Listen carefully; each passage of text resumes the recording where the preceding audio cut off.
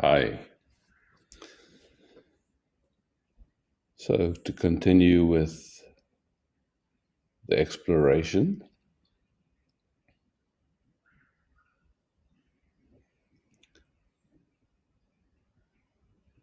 there's awareness in which everything is appearing, including the sensations that we call our body. If we look, how we know there's a bodying activity as we sense it, and we sense the entire universe.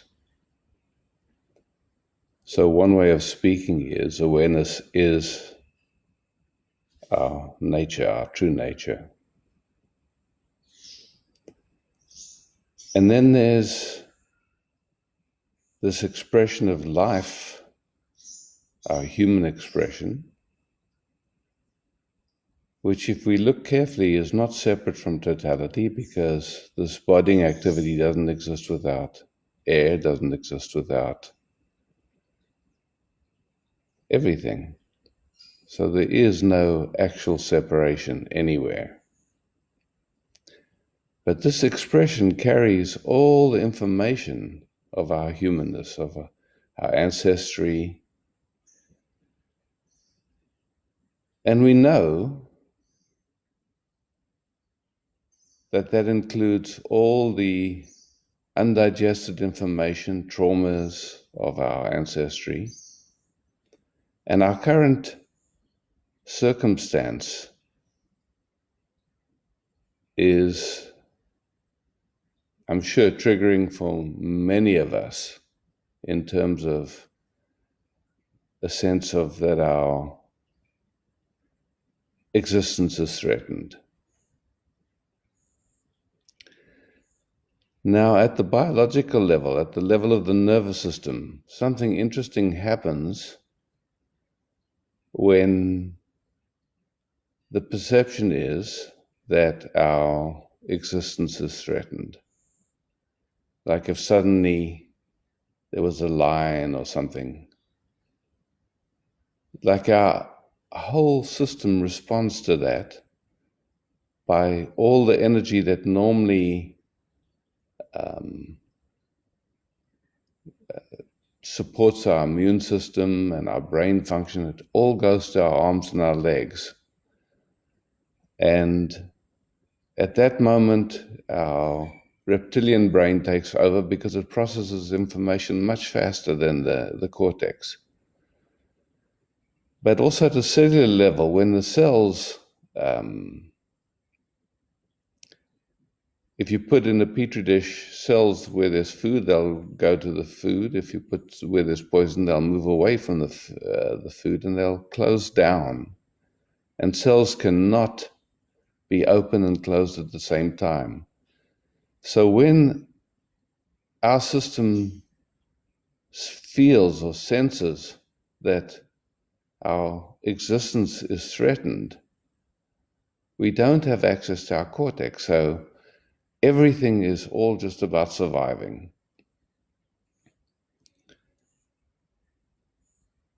Now, there are moments when our survival is actually threatened, and it's fantastic that the nervous system has that capacity to function like that.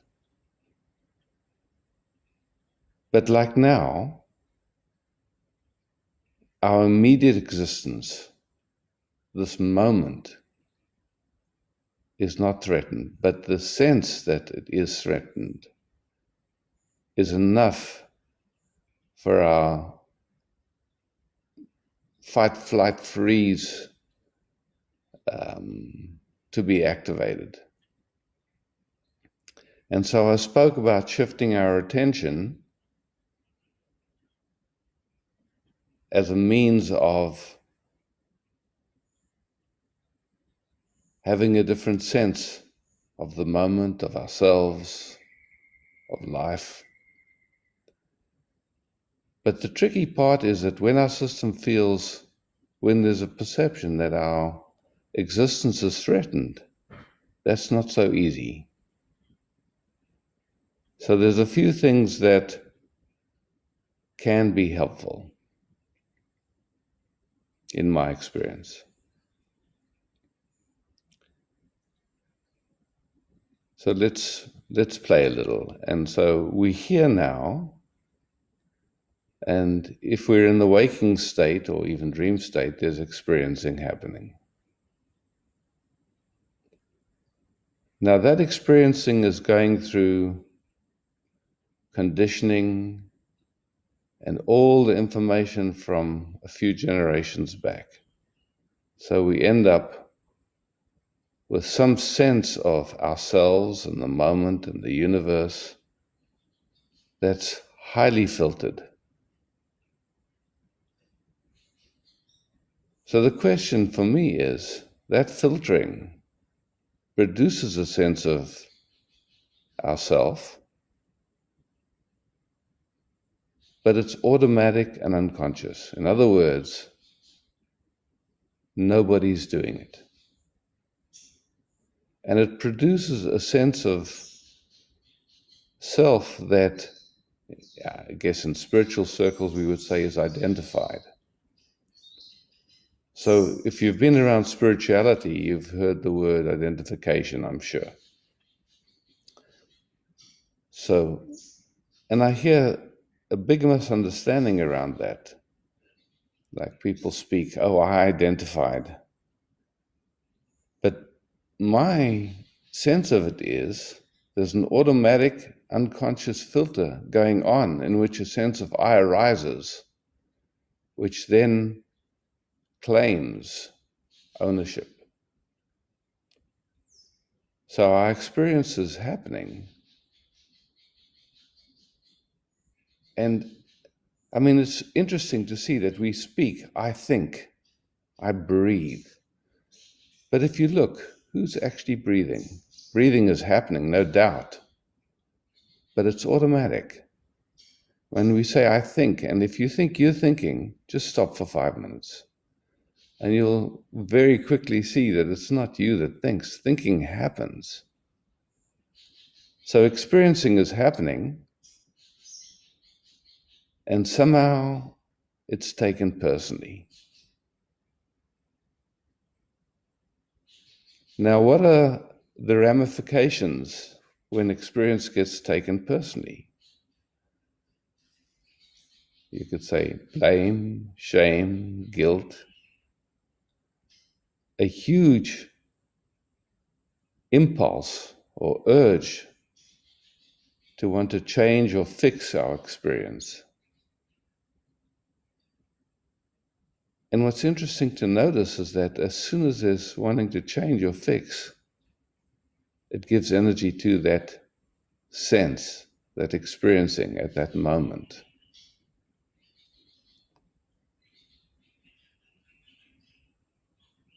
So experiencing is happening, and it looks like there's an experiencer. But what we can see is there's just experiencing happening, appearing in awareness, being automatically and unconsciously filtered through things that we had no control over.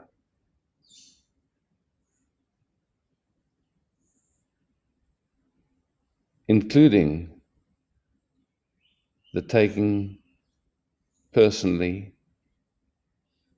and perceiving through a sense that our existence is threatened. So how do we get new information into our reptilian brain? One possibility is in the moment to just question, if it was up to me, would there be this experience happening? If it was really up to me, especially when there's activation. Sometimes when there's not activation, it's relatively simple to just shift attention. The question that usually comes up is that who is it that shifts attention, or how does that actually happen? And I've been looking for a way to speak it that resonates. So in our experience, I think all of us have learned to walk to talk or to ride a bicycle. So I don't think any of us can deny that learning happens. Now, when we start on a learning curve, like, for example, riding a bike, it starts with an interest to ride a bike. And you can read all the books you like, but actually it doesn't help. You get on a bike, and then at one moment, there's riding the bike. And we can't predict when that moment comes. But once that moment comes, something, somehow, the nervous system, knows how to do it.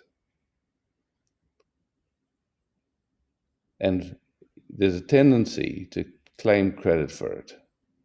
I did it. But if we see that somehow an interest arises, and an interest is not something that we do, it's something that just comes by itself and often leaves by itself. We have interests, and then they're there for a while, and within that interest, a whole bunch of stuff happens, and then it passes, and then it's gone.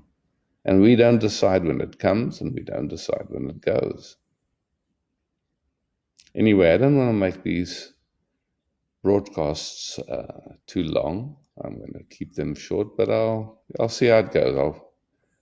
I feel drawn to kind of just making videos and putting them out there. So wishing you all peace, love, beauty. One thing to notice that if there's a perception that your nervous system or that your existence is threatened, your nervous system will put out a bunch of chemicals, adrenaline, and a whole bunch of other stuff, to assist you to survive that. Now, those chemicals take a few minutes to reabsorb. So if there's no further activation, so if there's activation, whatever it takes to calm your nervous system down so that you can see clearly again, start exploring. What is it that resources you? What is it that allows your system to calm down, but gently and giving space and time, because it doesn't happen instantly. Having another nervous system that's present and not trying to fix you or change you or give you advice, it's just simply present, can be a big resource. So a walk in nature, there's lots of things. But anyway, start exploring, and if you have questions, you're welcome to write it in the comments. I'm not sure I can answer, but I'll do my best, and let's keep playing. Love and more love. Ciao.